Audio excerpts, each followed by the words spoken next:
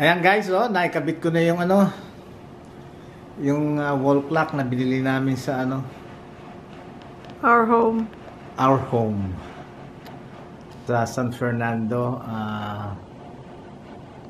Yan, ikinabit ko na. Ang kinuha ko na lang yung middle nung ano, yung width, pero itaas tsaka ibaba, hindi ko na kinuha yung middle niya dahil kasi kung igigitna ko, mas maganda yung nakataas para nakataas siya doon.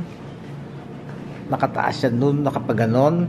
Na parang ano siya, parang magiging, you know, magiging mas mataas kaysa sa mababa, di ba? Okay ba yan? Kung ayaw nyo, babaguhin ko.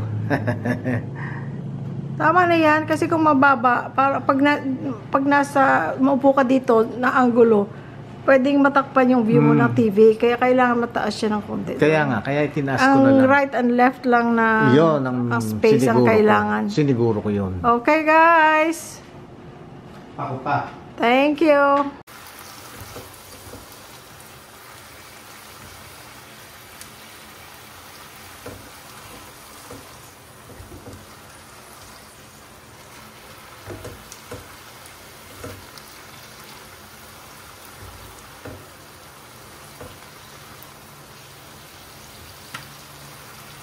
Let's eat! Kain na tayo. Simpleng ulam. Pritong bisugo. Yan. Sa kanya. Masarap to, ano, paksiw at saka prito. Wait, Sky. Wait. Si Sky. Tapos merong stir fry kangkong. Alam niyo kung ano yung kangkong? Kangkong. So may nag-comment guys sa ano daw, ang tawag dito, ang kangkong is $15 per pound. Bali, half a kilo lang yun, di ba? Sa Amerika, kung nasaan man siya, eh dito, ang kangkong itong, sa SM na naman binili. Sky! It's not time to eat yet! Sabi niya, siguro kayo nga kumakain. 60 pesos, bali 59.95 ang kilo. Ito, dalawang bunch na. Bali, magkano? Parang 60. Parang isang kilo. Pero yan lang siya. Oh. Stir fry lang to guys, hindi adobo. Sarap. Bawang lang yan. Ito, sasawa natin, no? Hindi kita. Kita yan. Suka, Sarap. mesili, luya, bawang. May sili. Nag-pray na pala kami guys at naghugas ng kamay. Kasi yung ganitong ulam, masarap ang nagkakamay. Thank you. Guys, kumakain din mo kayo ng kangkong. Diba minsan na ako na bumili ng kangkong kasi dahil ko kangkong nakikita at sa talipapa. Kaya lang, parang ako nag-iisip kung saan galing yung kangkong. Kung baka sa mga swamp area, siyempre mga rubi. Kaya lang talagang nasasapan ako sa kangkong. Eh, nakakita kong mukhang malinis. Yung itsura ba niya, malinis at saka fresh na fresh sa SNR. Kaya bumili niyo lang kami. Tapos nugasan ko na mabuti. Nugasan pa sa asin. Mga stem, mga dahon. Kasi ini-imagine niya daw yung mga parang parang malalim na may tubig, gano'n. Tapos iniihian ng mga aso. Or yung basta wala na ito usapan yun. Kasi sa amin noong bata ko. Iniihian? Hindi. Meron kaming neighbor. Silang pati. Mayroon siya isang square na dati yatang either fish pond or hindi naman siguro fish pond kasi hindi naman malalim. Basta parang isang lot na square na gano'n na may pilapil. Tapos medyo may tubig. Kangkong lang yun. At saka hindi masyado malaki. Walang aso doon kasi basa yun eh. Ay, tao pala, may ihi. Nakagato nila ako. Oh, siya. Kaya kalinis. Yun na lang. Pagdasal naman natin. Ano ba mga mikrobyo? Stir fry lang. Kasi ang adobo, nagsawa na rin ako kasi bata ko rin lagi, adobo kangkong.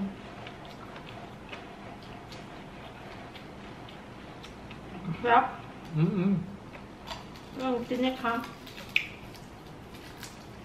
Ito gusto ko, yung tostado.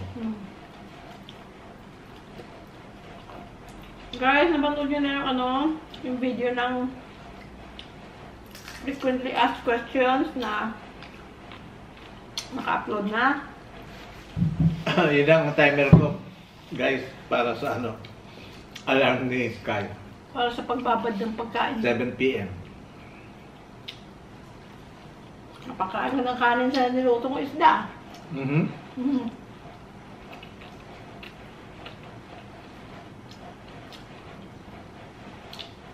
Kasi kung kumain mo kami ng dinner na kanin, usually 5 o'clock. Terno? Sarap.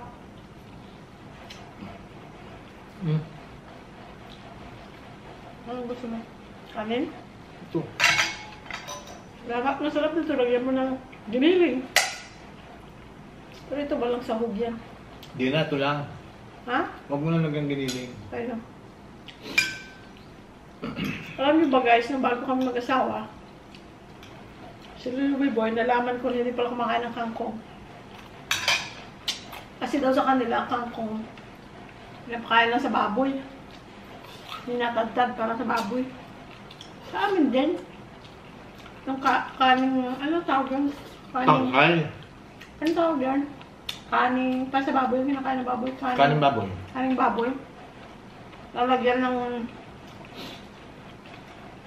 kangkong. Pero sa amin, talagang kami yan normal na nakakain ka ng kangkong. Yung mga magugulang, yung mga tangkay. Pinakain nila. Tapos, minsan, nung nasa California pa kami, bago kami mag-asawa. 1997. Ay, nakakita ko ng kangkong. Bumili ako. Kasi, iba yung luto sa amin, at saka yung luto sa kanila. Masarap ga. Terno? Sabi ko magluluto ako ng kangkong. Sabi ko sa kanya, magluluto ako ng kangkong, pero hindi mo kailangang kainin. Lalo pa hindi naman. Akala nga niya, hindi nga niya alam na kinakain pala. Sabi ko, ako lang, may iba namang ulam. Kaya namiss ko talaga, sabi ko. So nung kumain kami, nilagay ko pa yung kangkong dito sa tabi ko. Para malayo sa kanya. Sabi niya, patikim nga. Kumakain na kami. That was 27 years ago. Hanggang ngayon, sarap na sarap siya sa kangkong.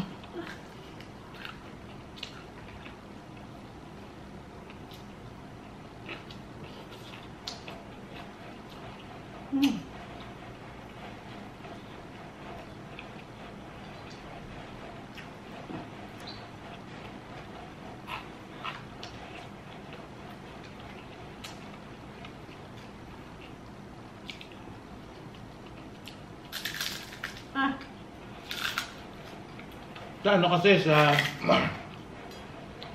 yung mga kapatid ng nanay ko nasa Kalasyaw. Saan ang Kalasyaw? Sa Pangasinan. Natatandaan ko, doon ako dinadala ng nanay pag nabakasyon. Meron doon nakita yung kangkong. Pero pakain sa baboy? Ha? So sa bahay yun, nagyan mo kayo ng kangkong? Hindi ko alam. Yung mga minsan sa mga sinigang nilalagay din. Hindi ko alam na. Nakangkong yun. Kung kangkong nga. Tapos nung pumunta kami guys sa Thailand noon, ang dami ko kinain na kangkong kasi every restaurant, mapatabi-tabi man or sa yung magandang restaurant, there's always, ano pa tawag nila, morning glory. Gigisa lang, habawang. Sarap. Yun, tapos maanghang. Pwede mong Pwede nilang lagyan ng anghang kung gusto mo. Ako sarap. Very fresh. Ito French, oh. Ay, hindi tayo nakakuha ng ano. Palagay, mamaya. Isa lang yan. Naiwan, oh. Mm. Wala naman. Sarap guys.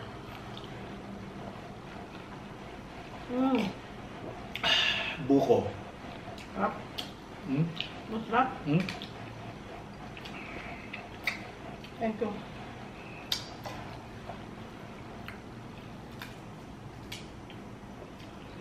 Pwede ba? Pwede ba? Cold, sarap. Pwede ba yun? Alin? Binigyan ko ng ano, buko. Bakit? Bigyan mo akong konting kanin.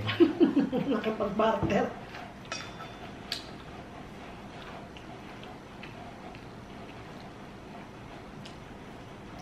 Sa akin, dalawang beses ako nagsaing today. Di ba? Maaga pa naman, oh. Thank you. Dalawang beses ako nagsaing today. Normally, yung dalawang cup, the whole day yung tapos may tira pang konti. Kung, kasi di ba normally, isang beses lang kami kumakain ng kanin. Isang araw. Usually. Not always, but usually. Ayun. Ay, ito mas saan gusto mo, ito mas matigas yan. Kaya lang kanina guys, may pinapagawa kami dun sa ano. Sa garahe. Ay! May mga tao. Dalawang tao. Gaming yan sa yung kangkong. Hindi na binibigyan. Para maubos ito. Isipin nyo guys. Isang ano kami nito, bunch ng kangkong.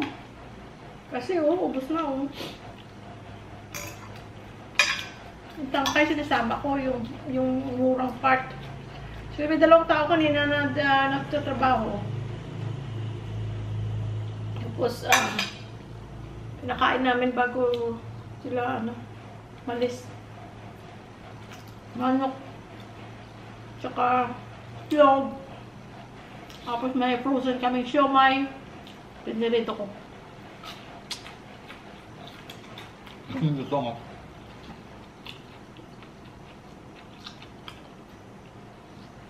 Natutuwa kami pagka kahit sa mga maliit lang na bagay, nakatulong ka sa tao. Pwede mo naman kasi hindi siya pakainin. Kasi, yung ginawa nila, madali lang naman. Hindi naman sila holiday dito. Pero mabuti na yung nakakain na sila, di ba? Tsaka pagkain para sa lahat. Yeah.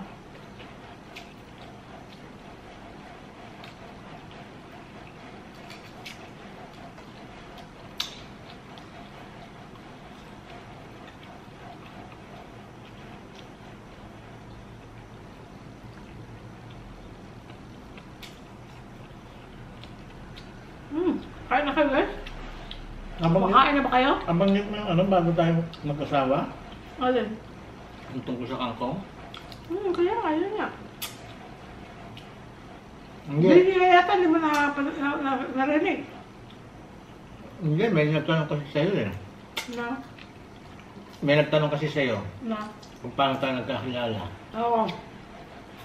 Kailangan hindi ako kumakain. Para makakonsentrate ako sa kwento.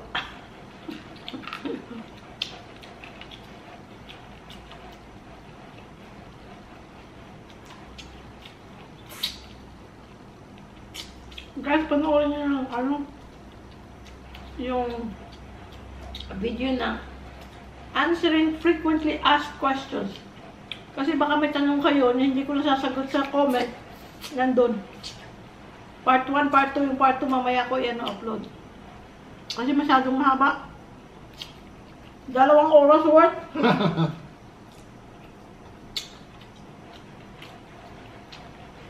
So, hinati ko.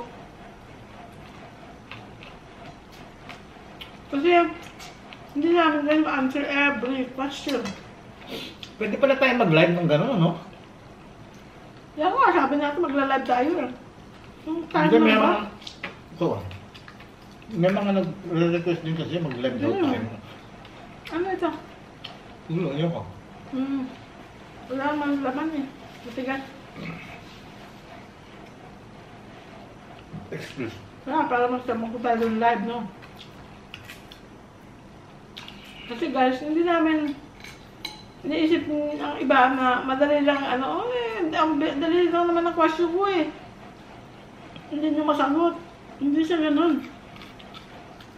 Nag-YouTube kami, pero ang buhay namin, outside the camera, may buhay pa kaming iba. Hindi kami pwedeng pagkatapos ng vlog, yun lang gawin mo maghapon yung answer. I know it sounds unfair na nanonood kayo tapos hindi ba lang masagot ang question. Kaya nga kami gumawa ng videos ng mga frequently asked questions. Tapos hindi naman lahat na hindi ko ina-answeran. Pagka na ano ko na mabilis lang ang answer, ina-answeran ko na. Tapos minsan siya ang unang nakabasa, sabi niya, answer mo ito. Ganun lang. Pero yung kada, hindi namin magawa. Wala naman kaming personal assistant na mag-answer. Akin nga, may magtatanong. Sir, pwede magtanong? Sa Facebook. Sa Facebook. Messenger. Tapos? Oo, kako, basta wag lang math at saka English. Saan ka mga nagme-message sa amin? Absent ako na, itinuro ng teacher ko yun. Nagbulak-bulak ka? Ang link ng Facebook na gusto nyo mag-message nasa front page ng YouTube channel. Facebook niya yun. Siya na-answer niya doon.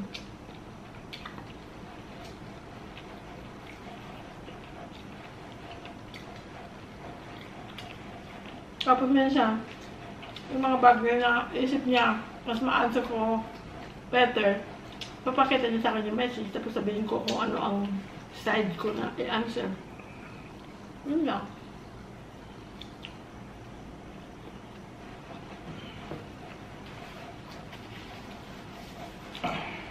So sa mga nakakaintindi, maraming salamat.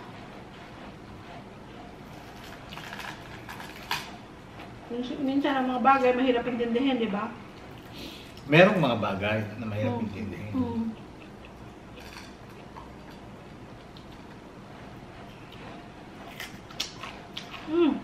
Diba? Fiber. Oo.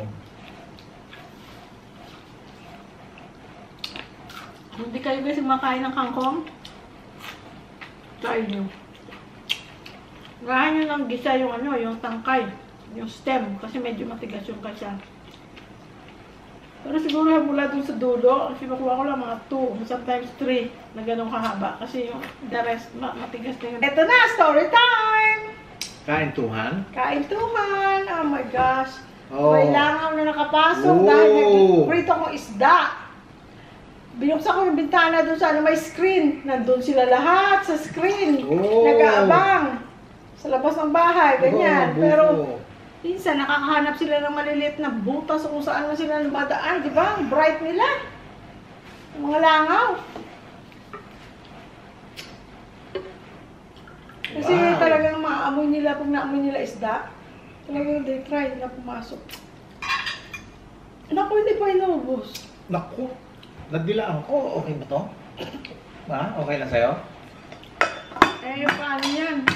Pagka ganyan, kailangan Pakakasalan. Ha? Ganon yun? Yeah, kasi may laway na eh. Ganon. O sige. Hindi pakakasalan kita. Oh my gosh. Isipin nyo guys, no? 27 years na kami kasal. Nag-27 nung June. Ha? Ha? 27? Yes. 27 years na ako nagtitiis? Oo. Pahingi. Thank you.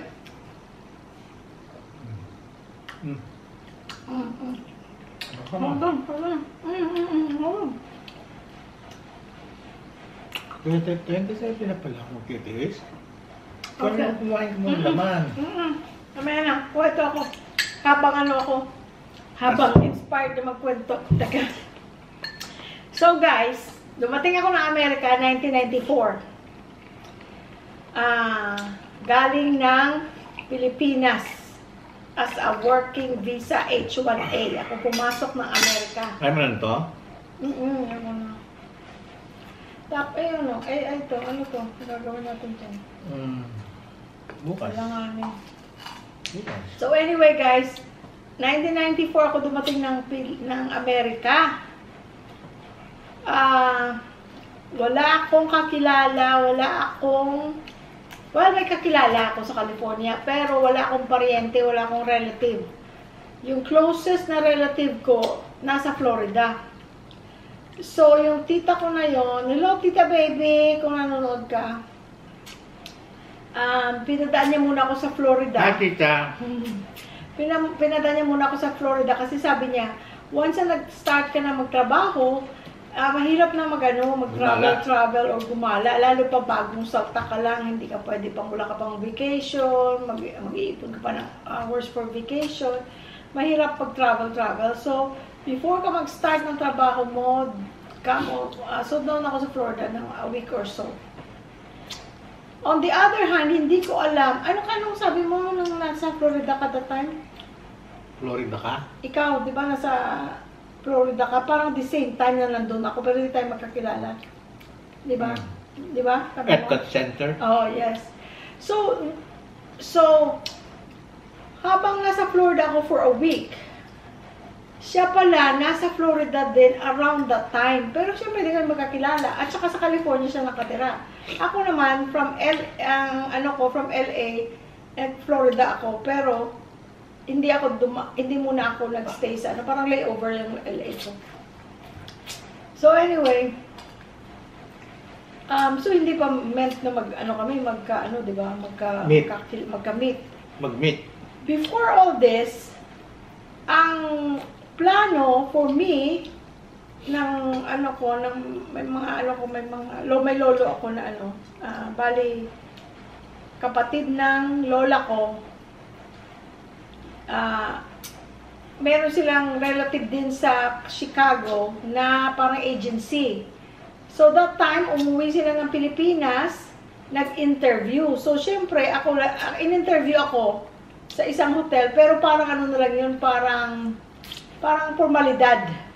Kasi maraming in-interview Pero kung kumbaga sa akin, parang sigurado na yun kasi, syempre, may relasyon, ang tiyahin niya na pangasawa ng lolo ko. So, para bang, no problem. Tiyahin niya, no? Tiyahin ni... nung nag-interview sa akin. Baka kalat kain ko. Hindi. Tiyahin nung nag-interview sa akin, yung may agency sila, ang tiyahin niya, na pangasawa yung lolo ko. Yung lolo na hindi lolo, yung kapatid ng lola ko. Bali lolo ko rin, di ba? Siyempre. So, kumbaga, yun, sure ball na, kumbaga. Kaya lang pag hindi talaga kagustuhan ng Diyos, hindi mangyayari. Talagang pina-stop na nila ako, nagtaturo ako, nag-clinical instructor ako for 2 years after ko nag-graduation. Kasi that time may kulang ng mga clinical instruction sa mga College of Nursing kahit saan sa Pilipinas that time, kasi in the 1990s yun yung boom na late 80s, early 90s na ang mga nag-abroad, ang mga mga bagong graduate or yung mga ganon. So nakapasok ako at saka nga yung 15th placer ako sa board exam. So hinayar kagad ako silang lumapit pa sa akin yung school ko. Sila lumapit sa akin na magturo daw ako. I was on top of the class. Hindi ako pala study. Kaya lang, nadala na yun sa dasal ko. Kasi parang hindi ako nahirapan talaga sa board exam. So, yun nga, nag-15th placer ako. So, At that time, na pina-stop na ako kasi nga, pupunta na ako ng Chicago. Pina-process na yung bagay, nag-start na ang process ng pagpunta ko sa Chicago. So sabi ng tita ko, si Tita Leti, hi Tita Leti, yung nagpaaral sa akin ng kapatid ni Mami, sabi niya, why don't you stop working? Doon ka sa parents mo para na makasama mo sila bago ka mag-Amerika. Kasi kung mag-Amerika ka na, hindi mo alam kung kailan ka uuwi. So nag-stop ako ng trabaho at saka yun nga, pina-process na ako. Nag-start na yung processing ng kumbaga, okay, Chicago ka. At that time, siya nasa Chicago, nagtatrabaho kasi may kapatid siya. Hello, Mer, si Mer sa Chicago, at saka Lito, ang husband niya, at saka kids, mga apo. So, nandun siya at that time, nagtatrabaho sa United Airlines siya nagtatrabaho. At that time. Yung palang mga nagtatanong kung anong trabaho niya sa Amerika, marami siya naging trabaho, pero yung pinakamahaba niyang trabaho, yun yung sa railway. So anyway, at that time, napupunta sana ako ng Chicago, siya nandun na sa Chicago, nagtatrabaho sa United Airlines. Pero guys, hindi ng Diyos na magkita kami doon sa Chicago, kasi hindi ako natuloy ng Chicago. Dahil kasi, nangyari at that time, biglang parang nag-recession that time. Tapos, hindi na nag-hire yung hospital, mga hospital na pinoprovide nila ng nurses, ng agency na yon, nag-stop hiring. So, hindi na ako nakapunta ng Chicago. At that time, nandun siya sa Chicago. So, it was not meant to be. Hindi ko pa siya kilala, hindi ko pa siya kilala.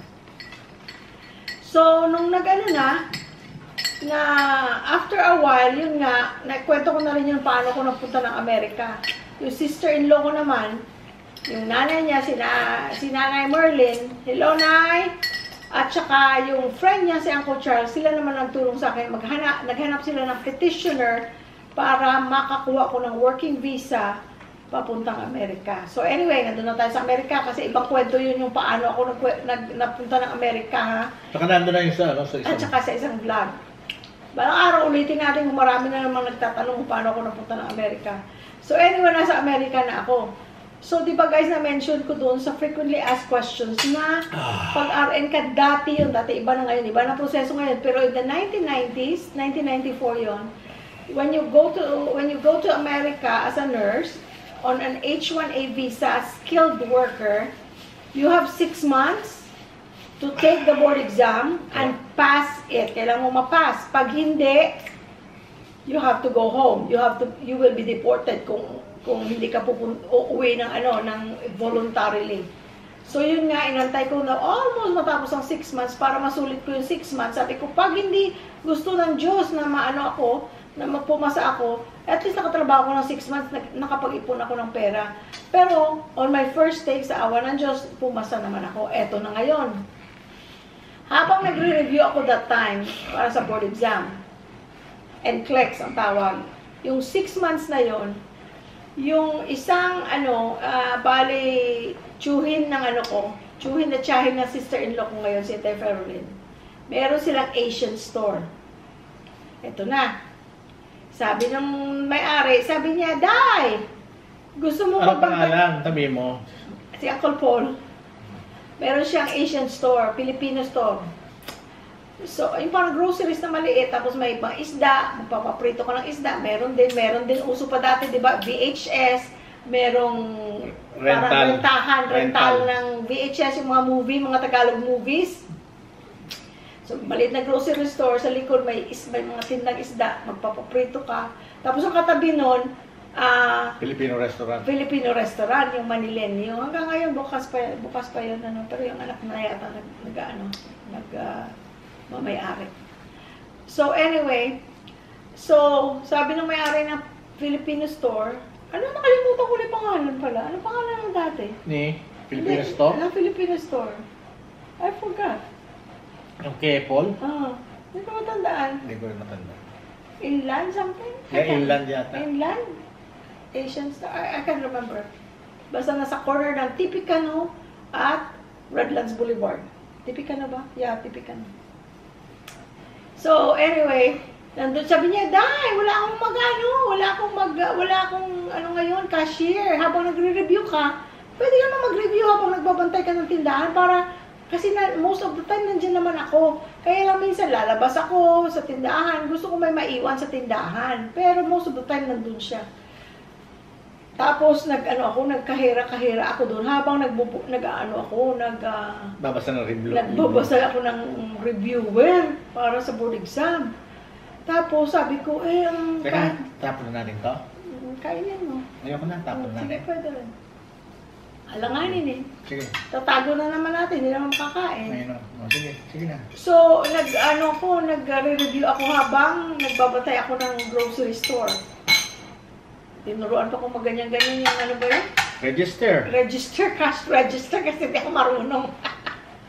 Inaaral ko pa yung mga coins kasi hindi pa dati, talaga yun cash dati. Wala pang that time sa tindahan na yun, walang yung cash ng card. Saka para malaman mo yung dime, nickel, nickels, quarters. Tapos, kasi syempre ang papel, madali lang, $20. Tapos, ang pag-change, sasabihin naman ng cash register, di ba, pindot-pindot mo lang, tapos lalabas kung magkano, bibigay mong sukli. Kaya lang, hindi ko alam ang itsura ng dime, nickel. Pagka walang customer, minimemorize ko pa, okay, ito, dime, 10 cents. Nickel. Ang nickel, anong nickel? 5 cents. 5 cents. Tapos pennies, isang sintimo. Isang pera. Quarter. Minimemorize ko yung guys para marunong ako magsukli. Kasi yung amount nakalagay na doon, hindi mo na iisipin, hindi ka na nakalagay na sa cash register, yun lang yung mismong pera pa, ang pagbigay. So anyway, nandun ako. Ito na ngayon. Yung cook doon, hello, Chito! Yung kaibigan niya. Hello, Chito Marquez. Alam mo yung anak niyan, asawa artista. Tatay ni Aiza. Aiza yun. Si Aiza Marquez na artista, yun tatay niya yun. Pero si Aiza Marquez na yata nag-artista, matagal na nag-asawa na yata. Si Chito. Pero yung anak niya, si Aiza Marquez, hindi si Aiza Sigera ha, si Aiza Marquez, magandang bata. Artista rin dati. Artista dati. So anyway, si Chito, siya, yung tawag dito, cook siya doon sa Manila. Yung magkatabi. Yung Filipino store restaurant. na kung saan ako nagkakahera at saka yung Filipino restaurant. Magkaibang may-ari. Pareho niyang kaibigan, ang may-ari ng dalawang yun. So anyway, si Chito minsan pupunta doon sa grocery store pag kailangan niya ng kung anong ingredients, kasi may mga gulay-gulay din. Kung anong kailangan niya, kukuha siya doon siya bumibili. So, minsan nagkakausap kami. Yung pala, parang nabaitan siya sa akin. Sabi niya, tapos tinanong, hindi siya naglalande. Nagtanong siya kung may boyfriend ako. Hindi ganon. Kasi alam ko may asawa siya at mga anak At saka alam ko nga ng anak niya, artista. Pero nagtanong siya sa akin, I can't remember kung paano niya tinanong, pero para bang nagtanong siya na kung may boyfriend ako na pumunta ko ng Amerika. Sabi ko, wala. Wala. Tapos sabi niya, sige, pakilala kita sa pamangkin ko. Hindi siya ang pamangkin, ha? Magkaibigan sila ni Chito. Yung pala si Chito, merong pamangkin na binata. Sabi ko, okay. Sabi ko lang naman, eto na ngayon. Dahil friends sila ni Chito, kinuwento sa kanya ni Chito, sabi niya, sabi ni Chito? Sabi niya? Yung kahera. Yung kahera daw sa, kabilang tindahan. Ipapakilala daw niya, sabi niya, ipakikilala ko sa pamangkin ko. Sa kwento niya dito, kay Louie Boy, sabi niya, siya, dalaga. Sabi niya, ipapakilala ko siya sa pamangkin ko. Ito pala. Galing Pilipinas. Hindi galing Pilipinas. Ikaw. Ako, oo. Bagong salta. Tapos ano nangyari nung sinabi ni Chito? Na may papakilala siya. Wala. Sino yun? Kasi hindi ko pala nakita. Oo, dahil kasi doon kami nga madalas pag may free time, nandun kami. Doon sila nagtatambay sa restaurant, doon sila kakain. Tapos siya, pupunta doon sa tindahan namin, nasa bintay ng tindahan kasi nga may rental ng VHS. So nagre-rent siya ng mga VHS para sa pamangkin niya kay Portia. Yung kapatid ni Percy. Nauna lang si Portia sa akin ng tapos ilang buwan. Ako nasa law office noon. Oo, sa law office na siya. Sa law office ka na ba noon? Ha? So hindi ka pala nagtrabaho sa law office after ka nag-retire. Naglo-law office ka na pala before that. Diba? Ang tagal lang kasi guys, yung dekada. Sabi niya, kinuwento ni Chito kay Louie Boy, sabi niya, uy, pakikilala. Eto na nga, dumating ng araw. Pumunta na ngayon doon sa tindahan, yung pamangkin ni Chito. Nag-uusap-usap kami. Nag-hi lang siya, hindi naman nagligaw kasi first meeting naman namin yun. Nagkukwento-kwento siya. Tapos, ang Chito, nagdala ng in-slice na watermelon dun from the restaurant. Dinala niya sa amin dun ng pamangkin niya. Ang hirap naman na kumain ng watermelon, na messy, tapos first meeting niya, tapos on duty pa ako, nagtatrabaho ako dun sa kakahirap. Pero nag-say hi lang naman siya. Nako, ang Louie Boy, guys, dumating. Tapos, kasi pala, alam nga niya na that day dadating yung pamangkin ni Chito, ang Louie Boy, guys. E dito ako sa cash register, tapos parang may counter. Yung pamangkin ni Chito, nakalimutan ko na yung pangalan niya. Nakatayo siya, nagkukwentuhan kami. Tapos sabi, yung lang, say hi lang, gano'n lang, nagpapakilala lang. Ang Louie Boy dumating, guys. Nagpagitna sa amin. Tapos nakisali dun sa kwentuhan na hindi naman siya, hindi naman kami, kakilala ko na siya kasi ngayon may-ari, kakilala niya, friend niya. So lagi siya nandun sa tindahan, doon siya namimili. Tapos sa restaurant, pumupunta siya doon sa kabila. Pumunta pa naman, nagpagitna pa naman guys sa amin. Doon sa, sa kausap ko, sabi ko sa isip ko, ang bastos naman ng taong ito. Chismis natin guys, kasi nandun pa siya sa kusina. Sabi ko, ang ganda naman ng taong ito, bakit ito sumali sa aming pag-uusap? Ay naku guys, yun pala, nung sinabi sa kanya ni Chito, na dadating yung yung ipapakilala niya sa akin na pamangkin, sabi niya, naku, baka maunahan daw siya. Kaya ayun, naging masigasig. Naku, ay araw-araw na ako guys, na pumupunta doon. Kinukulit ako naiinis ako minsan. Kasi sabi ko, bakit nandun ba tumamang to? Ang gwapo sana. Kailangan kulit. Sabi ko, dali ka dito. Tapos, ang isa pa, sabi ko, ba't ang dami niyang ang dami niyang burloloy sa katawan, ang daming gold, ang lalaki ng bracelet, sing-sing, kuwenta. Sabi ko, ay, hindi ko type yung ganyan. Sabi ko, ba't ganyan? Siguro, sabi ko, tapos dumating, kasi glass, ito, nakaupo ko dito ang main door ng tindahan. Ito, puro glass yan dyan, guys, glass. Tapos, parking lot. So, makikita ko yung mga dumadating. Dumating siya minsan, galing siya sa trabaho niya, naka-Mercedes-Benz. Paglabas, ang init-init pa ng araw pag summer. Yung bang alas 5 na, alas 6 na, ang init pa ng araw, nakasikat sa kanyang araw, lalaki ng mga gold. Ayaw ko kung, yan lang ang type niya, pero sabi ko, hindi ako nasilaw sa gold niya, sabi ko sa isip ko. Pero sabi ko, siguro sa Saudi ito nagtrabaho. Bakit ang lalaki ng mga gold? Kasi di ba yung mga nagtatrabaho sa Saudi, daming gold. So anyway guys, ayun, naging friend kami, kasi lagi nga siya pumunta. Tapos naalala nyo guys, merong movie si Sharon Cuneta at saka si Andrew E. na Mega Mall. Kasi diba, ang kanta ni Andrew E. Gamol yata. Tapos si Sharon Cuneta, diba, Mega Star. So may movie sila dati na tinawag na Mega Mall. M-E-G-A-M-O-L. So kasi guys, pag may bagong movie, ang mga Pilipino doon, nung unang panahon pa, nung 1990s, na uso pa nga yung VHS or VCR tapes na nirerentahan, nag-uunahan niya, nagpapa-reserve. Tapos ako nga yung nagpaparenta din. All around ako, nagpaparenta, nagkakahera. So, gali ka na! So, laging magtatanong yung mga nag-grocery. Meron na bang Mega Mall? Kasi inaabangan nila yun that time. Yung kay Sharon Cuneta na movie. Na parang yung comedy. Meron na bang Mega Mall? Mga tawag. Wala pa. Next week pa. Kasi yan may date. Pinipick up pa sa LA yun noon. Mga isang oras away pa. Yung may kinukulan si Uncle Paul doon ng VHS tapes, tapos kinokopya yata, o ilang kopya ang ginagawa, tapos yun, ipinaparenta. Ito na ngayon, nag-ring ang telepono. Ano sabi mo? Sabi mo, bastos naman itong taon to? Hindi, oo, dahil napagitna ka. Oh. Napagitna ka doon sa kinakausap ko. Sabi ko, ang rude naman ng mamang ito. Bastos pero guwapo. Sabi mo, no? Rude, sabi ko. Ha? Sabi ko rude. Ang bastos naman ito, pero guwapo. Mm. No? Yeah. Halika dito. Kainin natin. Yung ano pala guys, yung binigyan ni Architect Jaya, nakita nyo, may mga nagtatanong, nilagay ko dyan guys sa description box, at saka sa pin comment, yung phone number, at saka Instagram nila, wondrousbakes.ph WONDROUS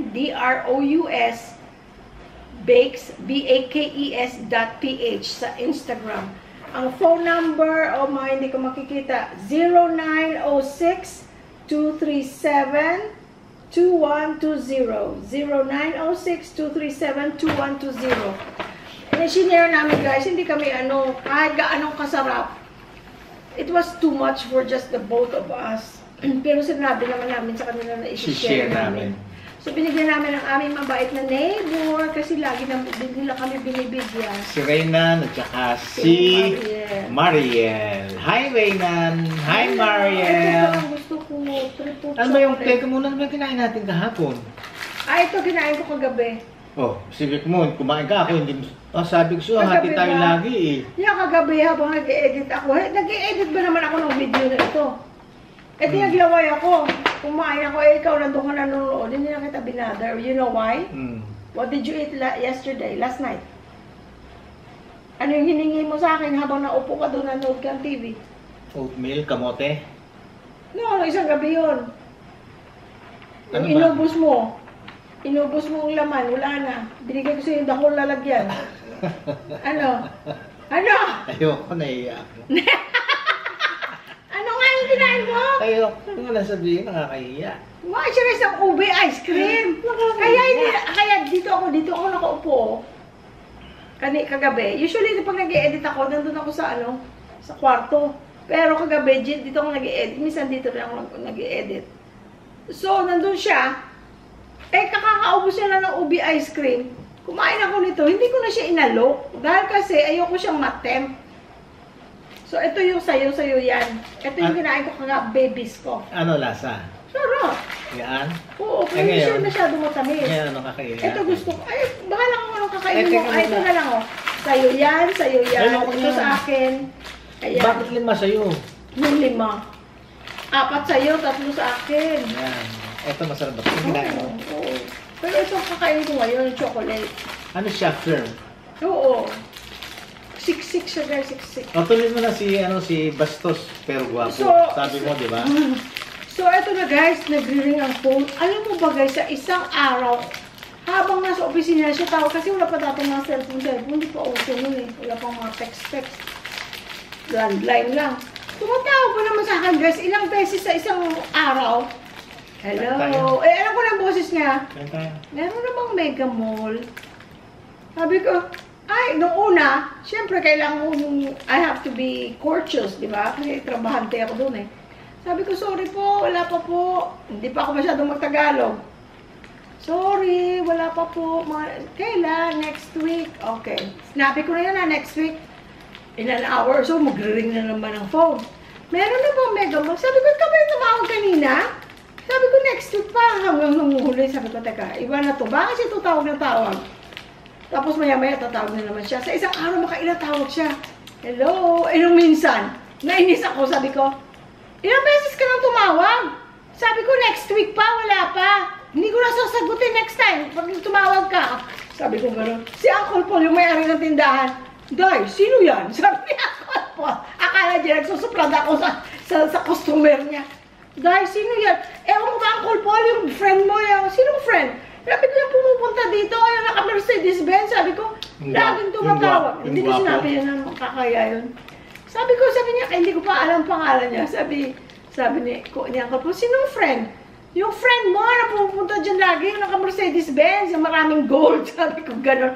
Ang kulit-kulit. Ilang beses yung tumawag. Ay, sabihin mo lang tayo next week. Sinabi ko na nga, pag pumunta yan dito mamaya, Uncle Paul, sabihan mo nga, na tawag ng tawag. Sabi ko, tawag ng tawag, nagre-review nga ako, hindi ako maka-review. Dahil kasi, pagka walang tao, maya-maya naman, nagre-ring ang phone. Sabi ko, gano'n. Sabi niya, sige dahil, sabihin ko dahil. Sabi niya, Uncle Paul.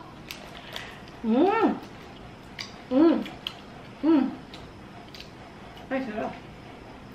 I like the chocolate. Parang dark chocolate.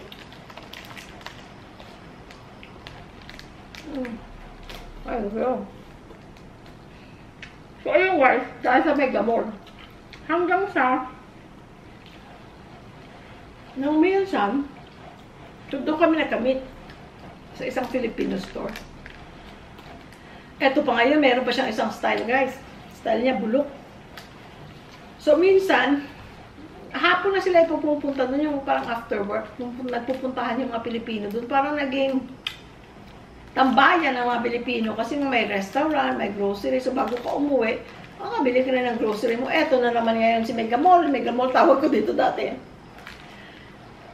Si Mega Mall ngayon, sabi naman, pumunta naman siya. Bili siya siya ng isang latang gata. Kasi di ba mga gata sa lata? Amazed na amazed pa ko noon kasi nang galing ako sa Pilipinas. Hindi ko naman alam na may gata pala na nasa lata. Yung sa amin, yung kinakayod na ng gano'n. Tapos, Sarap? hindi matamis, no? Yun ang mabuti kasi hindi matamis. So ngayon guys, bumili siya ng isa. Sabi ko, yan lang bibili niyo, ha? Oo, sabi niya. Hindi, suklian ko na siya. Pumunta siya doon ngayon sa kabila, sa Manileño. Doon sila kumakain, doon sila nagtatambay. Maya-maya na magbalik siya. Sabi niya, ay, dagdagan ko pala yung gata ko. Okay. Kuha siya ng gata, bayan. Alis, hindi naman siya nag-stay na matagal. Alis siya. Maya-maya, bumalik na naman siya. May binili na naman siya ng other dilata. Pa-isa-isa, pabalik-balik siya. Every 2 minutes, bumabalik siya.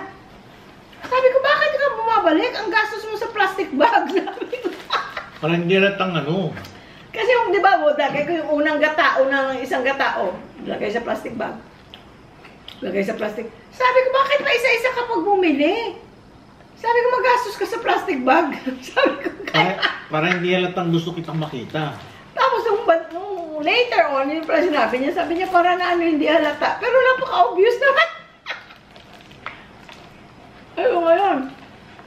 Hanggang may ano doon, may mga Filipino stuff, Filipino products. Pa-isa sila nang bilhin. On the same day, within a span of an hour, pabalik-balik siya, pa-isa-isa. Hanggang sa sabi ko, hindi na kita bibigyan ng plastic, ha? Ilagay mo lang sa plastic na bigyan ko sa kanina. Okay, sabi niya. Hanggang ilang araw yun, tawag tungkol sa Mega Mall. Kasi isang linggo pa yung bago dumating ang Mega Mall. Hanggang halong minsan, kailangan ko magbayad ng kuryente. Wala pa dating mga online bill pay, wala pa mga ganon, di ba? Cash pa namin babayaran yung bills namin dun sa or cheque. Dun mismo sa opisina ng electric company. Yung opisina nun, doon lang sa the same street yun, pero doon pa malayo pa, kailangan ka pang sumakay ng kotse. So nagpaalam ako kay Uncle Paul. Sabi ko, Uncle Paul, may mahanap ako mamayang ride kasi kararating ko pa lang wala pa akong kotse noon. Kararating ko pa lang. First month ko pa lang. First couple weeks. Sabi ko, Uncle Paul, pag may makita akong ride mamaya, magbabayad ako ng kasi nag-apartment kami ng pinsan ng sister-in-law ko, first cousin, si Gaga, saka si Nini. Hello, Nini, Gaga. So, kailangan namin magbayad ng kuryente. So, si Gaga, trabaho siya kasi ang opisina open lang Monday to Friday. Si Gaga nagtatrabaho ng Monday to Friday. So, hindi siya pwedeng pumunta para magbayad. Pwede mo na namang email. Kaya lang alanganin na yata para hindi malate. Sabi niya, Manang tawag niya sa akin. Kung makakita ka ng ride mamaya, pwede mong bayaran yung kuryente. Ikaw na lang magbayad para hindi ba late na magbayad. Sabi ko, sige, may mahanap ako. Kasi hindi siya pwedeng mag-off para lang magbayad. Pero ako, okay lang, magsasabi lang ko yung Uncle Paul, pag nandyan naman siya sa tindahan, pwede nga akong wala eh. So sabi ko, Uncle Paul, pag may ride ako mamaya, tawag dito, pwedeng lumabas ako sandali, magbabayad lang ako ng kuryente namin. Ibali pamangkin niya rin yung si Gaga, pamangkin ng asawa niya. Sige dahil, sabi niya. At that moment, nung nagpapaalam ako, yung delivery guy ng tinapay, yung mga pandesal, mga kung ano-ano, mga pandileche, yung pandiube, yung gano'n. Nagde-deliver sa Filipino store. Nagde-deliver siya sa Filipino store ng mga tinapay. Pilipino rin siya. Narinig niya, nagpapaalam ako. Eh, meron siyang van. Yan lang yung van na, lumang van na lalagyan niya ng mga tinapay. Nagde-deliver siya sa mga tinda-tindahan. Sabi niya, kailangan mo ride? Sabi niya, sige, ano kita? Ano kita? Bigyan kita. Bigyan kitang ride. Eh, guys, nagka-crush ako nung kay Louie Boy by that time. Eh, I was hoping nga, nung paghapon na after his work, baka hihingayin ko siya ng ride. Doon lang sa unahan. Magbabayad ng kuryente.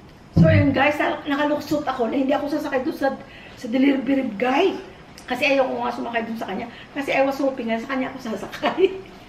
Eto na ngayon, sabi ko, okay, well, at least si Uncle Paul na lang magdadrive sa akin kung wala akong ride. Sabi ko gano'n, hindi yung mama na hindi naman kami close noon at saka baka hindi ko alam kung anong klaseng tao siya. Eto na, nung hapon na, hindi ko na matandaan kung paano niya nalaman na parang tatanong pala siya, anong oras ka uwi? Sabi ko mamaya pa. Kasi pag uwian na, pwedeng ang lakarin yung tinitirhan ko eh. Pero tinahatid ako ni Uncle Paul noon. Tinahatid ako sa bahay kasi wala namang akong kotse pa. So, I think gusto niya mag-ano na siya mag-ano sa akin, maghatid. Sabi niya, anong oras ka? Trabaho. Okay. Anong oras ka, uwi? Sabi ko, mamaya pa. Pero lalabas, yun. Sabi ko, pero lalabas ako mamaya kasi magbabayad ako ng kuryente. Anong oras? Sabi ko, anytime. Sasakay ako kay Uncle Paul. Pagka free na siya, ihat daw niya daw ako sa sa kuryente, pagbabayad. Sabi niya, ako na. Sabi niya. Sabi ko, pwede ka? Sabi ko, ang landi. Sabi ko, bakit pwede ka? May time ka? Sabi ko, tingnan ko muna kung ano sasabihin ni Uncle Paul. So, sinabi ko kay Uncle Paul, teka, yung battery nag-bibling na naman. Sabi ko, Uncle Paul, yung kaibigan mo, si Louie, sabi niya pwede daw niya ako bigyan ng ride. Si Louie daw? Sabi ko, oo, Uncle Paul, kasi si Uncle Paul, Ilocano, kaya may punto siya, iba yung Tagalog niya. Si Louie daw, sabi niya, oo, Uncle Paul, sabi ko, pwede na daw niya ako bigyan ng ride. Pwede na daw siya right now, kung wala kang pupuntahan para may magbabantay sa tindahan. Tapos babalik ako kaagad, makabayad lang ako kasi sabi ni Gaga, kailangan daw bayaran kaagad ang kuryente. Eto na ngayon, sabi ni Uncle Paul, Boy! Pwede mo siya i-drive? Sabi naman niya, oo, dyan lang naman, magbabayad lang naman. Ay, naku, doon na nag-start ang inlabits. Doon na. Tapos, yun na. Tapos at that time, may nanliligaw sa akin na na kaidaran ko. Well, baka akala ko yun na, doon na. Hindi, doon na siya nanligaw na yung nagsabi na siya. Yun, baka akala ko anong ginawa ko sa iyo, no? Hindi, wala. Ako, just. Hindi ako basta-basta, no? Hindi.